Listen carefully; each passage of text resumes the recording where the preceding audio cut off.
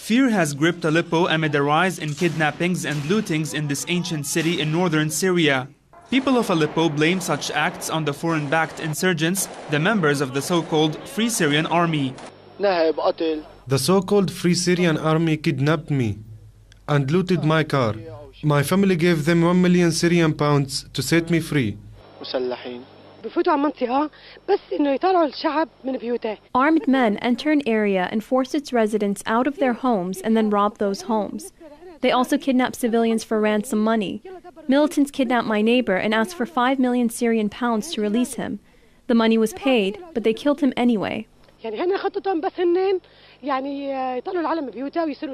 its website, the BBC has spoken about worries over the behavior of the militants in Aleppo.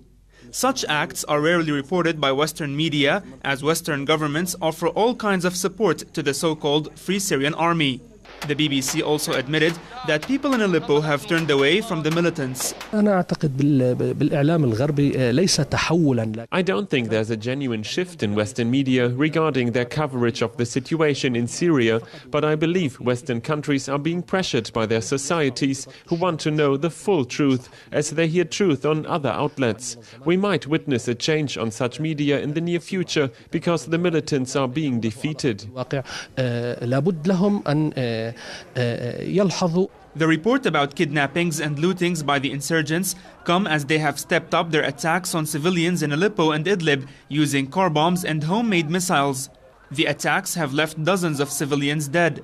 The Syrian government says such acts are aimed at putting the blame on government forces to pile up international pressure on Damascus.